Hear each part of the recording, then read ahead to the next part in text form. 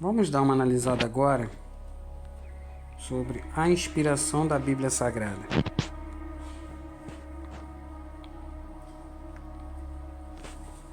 Frederick Kenyon, diretor do Museu Britânico, disse o seguinte: não resta agora mais nenhuma dúvida de que as escrituras chegaram até nós praticamente com o mesmo conteúdo dos escritos originais. Veja bem o que esse camarada está dizendo. Ele diz que as escrituras, a Bíblia que nós temos hoje, chegou mais ou menos igual aos escritos originais. Westcott e Hort, dois estudiosos do Novo Testamento grego, disseram o seguinte: as leituras do Novo Testamento, a não ser que se encontre sólida evidência contrária, devem ser aceitas como leituras originais. Ou seja, dois estudiosos falando uma bizarrice dessa, a não ser que se encontre sólida evidência contrária. Se isso vem de dois estudiosos do idioma original, né, do Novo Testamento, imagino que se esperar do restante. Norma Geisler disse o seguinte: a doutrina evangélica assevera que as cópias atuais, ou seja, as nossas Bíblias hoje, bem como as traduções, são inerrantes na medida em que refletem com precisão os textos bíblicos originais. Portanto, a inspiração e a inerrância das Bíblias atuais não é algo que se possa duvidar. Esse último aqui eu tenho até que repetir. Ele disse que as cópias atuais e as traduções são sem erros na medida em que refletem com precisão os textos bíblicos originais. Eu só queria que ele explicasse como é que ele chegou a essa conclusão, sendo que os escritos originais, aqueles manuscritos que saíram da pena dos autores do Novo Testamento, dos apóstolos, se perderam.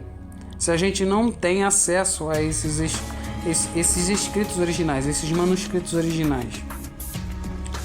O meio evangélico, ele diz que a Bíblia ela é inspirada porque os textos originais são inspirados, né? Só que tem um problema. A Bíblia que nós temos hoje, ela é uma produção de manuscritos que já provém de cópias, de cópias, de cópias e de cópias. Dizem que as cópias das quais as nossas Bíblias foram traduzidas fazem parte da 4ª geração de cópias. Ou seja, como é que você vai dizer que a Bíblia é inspirada se os originais se perderam? Se nós não tivemos e não temos acesso aos originais? Como é que você vai preencher essa lacuna? E o que mais deixa a gente perplexo é que tem pessoas instruídas, pessoas estudadas, que não conseguem botar o seu cérebro para fazer uma ligação básica de uma lógica. Eles não conseguem fazer um raciocínio básico.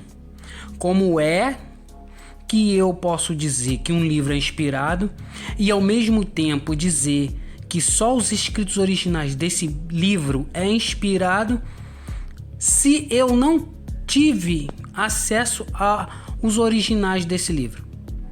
Então eu tenho que mudar essa lógica, porque essa lógica não bate. Se a igreja evangélica diz e bota como doutrina que os escritos que saíram da pena dos apóstolos e dos autores do Novo Testamento são originais, então ela não pode dizer que a Bíblia é inspirada e que a Bíblia reflete esses originais, simplesmente pelo fato que nós não temos acesso a esses originais. Nunca tivemos. E para acabar de piorar a situação, essas cópias, elas são cheias de erros. Porque na medida em que foram copiando e recopiando, Cada copista foi botando o que ele achava que deveria entrar no texto e foi tirando aquilo que ele achava que poderia prejudicar o que a gente chama de Sittenleben, que é a situação vivencial da igreja. Às vezes, numa disputa teológica entre algumas heresias do primeiro e do segundo século, muitas coisas foram acrescentadas para fortalecer a crença naquela doutrina e muitas outras foram tiradas para não dar margem a mais heresias entrando na igreja. Ou seja, fora que nós não temos acesso aos originais, os manuscritos, as cópias que chegaram até nós e que foram, a partir delas, traduzida a Bíblia, são cheias de erros e cheios de tendências humanas.